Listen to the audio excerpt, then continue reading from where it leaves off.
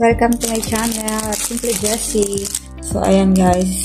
So, kailangan, winter time na dito. So, kailangan medyo mag-moisturize din tayo guys. So, pakita ko lang yung mga binili namin. Basic lang naman guys kasi hindi man tayo ganun kapalaayos. So, pero kailangan nga i-moisturize din natin yung skin natin. So, talubos na yung aming lotion. Ito, kailangan medyo pasok sa budget. So, ito yung binili namin. BI Care Shea Butter Vanilla Lotion.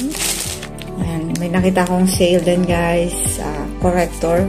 So, sa mga eye bags, sa mga may cover natin yung dark spot.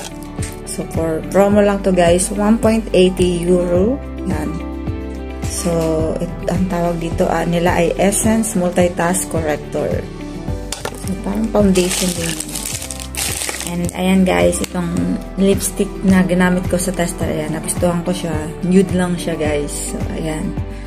So, for sale din, I think ito eh. Hindi pala sale. Medyo cheaper sa 3.40 something. And then, ito din guys, yung vitamin C eye cream. Dahil ito nga lagi ang problema ko, yung aking eye bags and dark eye guys.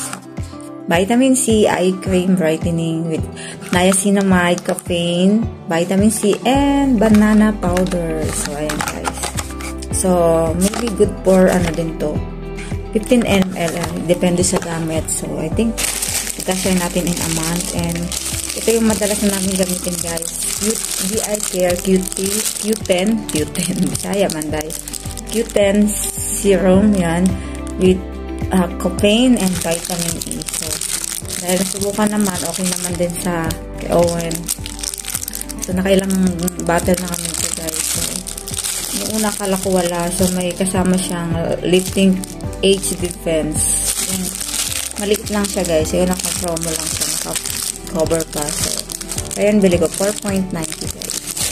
So, ayun lang guys. So, kailangan alagaan din at ang age natin.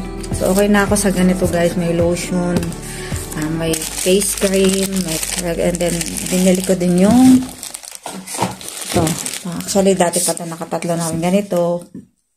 Face wash gel.